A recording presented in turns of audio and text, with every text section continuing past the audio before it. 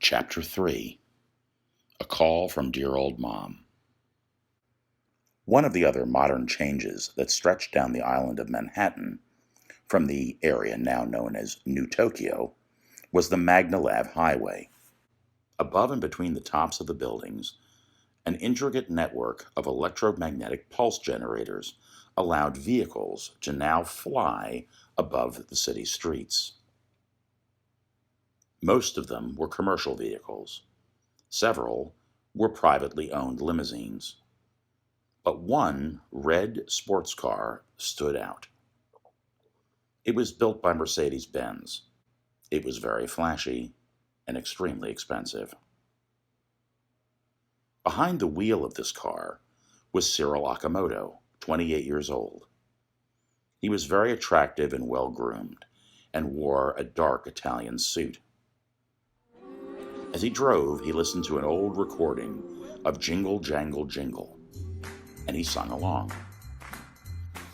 I've got spurs that jingle, jangle, jingle, as I go riding merrily along.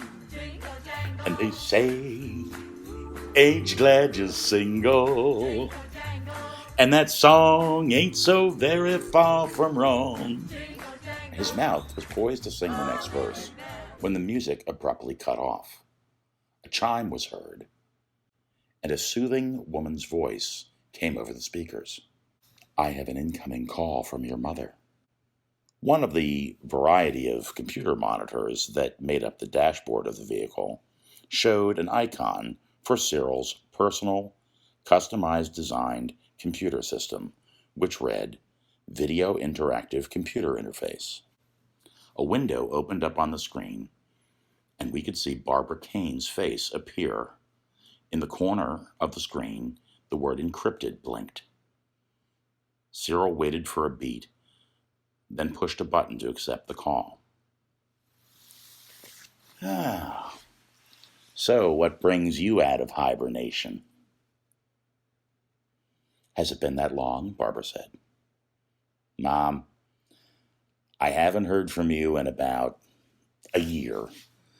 No, wait, I got a $50 e-card for Christmas. Oh, please grow up, Cyril.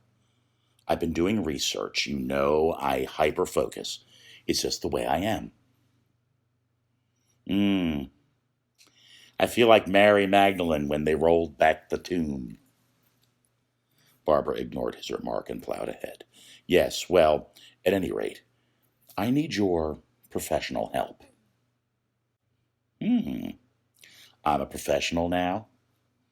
Cyril smirked at her. Working for the company would have been a better use of your talents, but whatever makes you happy. I do my fair share of looking out for Yukio's interests, Cyril said. Barbara frowned, looking down at something off-screen. Actually, it's my work for Yukio that I'm concerned about. There's a problem with cyberware. Apparently, 20% of the population finds it chemically addictive. Cyril paused for a minute, his brow knitting, looking at the screen. I thought it was supposed to be a feel-good product. Feel-good is one thing, insane is another. It was meant to let handicapped people lead normal lives. Somehow it got twisted into the ultimate body mod. Cha-ching! You knew that was coming. Teenage girls are getting implants at the mall, Cyril. It's bizarre. Prosthesis Pagoda. I've never been to one, but are you going to take this seriously? This is a real problem. Barbara started to become irritated. All right, Cyril changed his tune. So look, more money for Tasha Mara and more money for you, oh great scientist. I don't see what the problem is. They become addicted to the enzyme we designed, and they replace more and more of their body parts with cyberware. Ultimately, the enzyme to blood ratio becomes too high for their brains to handle, and they go mad. We're calling it cyberpsychosis. That is a problem. What does Yukio say? Oh, at first he did that whole concerned thing he does. Barbara waved her hand to the air. Worried about the common man, how he and your father swore the company would be founded on helping out mankind, bringing them out of the muck and mire of the early 21st century, blah, blah, blah, blah, blah.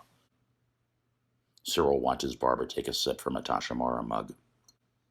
Then he sends me off to do more research. Builds me this amazing lab in the middle of nowhere. When I get back, I find, by accident, mind you, that he's been developing the next phase in cyberware called memoryware. It's a direct neural interface. Can you imagine after what I told him? Cyril looked at her. His interest was piqued. Yeah, doesn't sound good. He won't listen to me, and I'm tired of getting my head patted and being sent off to collect more data. That is why I want to hire you to do some net running for me, to help me derail this memoryware project from the inside. Cyril stared at her for a beat. He wasn't sure he could believe what he was hearing. Smiling suddenly and looking off, holding a finger up to his mom's image, he said, "Hang on, Mom, I've got another call." Barbara started to speak, but then he cut her off. The Vici screen returned, and the words "Communications Paused," written under the logo, popped up. A counter ticked off the seconds. "Vici, authenticate this communication." Vici replied, "This call is coming from a previously vetted, secured line dedicated to Dr. Barbara Kane. All visual images and audio signals match stored recognition files." So, it's really Mom. Cyril tapped the screen, and his mother's face returned. "Hi. Sorry about that. Look, Mom, he's like my uncle. I mean, let's forget that he's one of my biggest clients and probably one of the most powerful men in, like, the whole world. He's practically family, and it's not really in my best interest to fuck with him." "Cyril," Barbara said.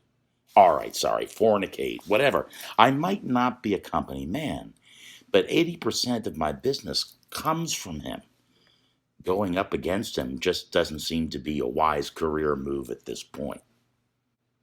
Barbara leaned back. Just look at the data. It's scary stuff. I don't think Yukio fully understands what he's getting ready to unleash on the world." Cyril stared at her again. "Just look at it, then decide." Cyril rolled his eyes and smiled at her warmly. "Thank you," Barbara said, and the communication ended.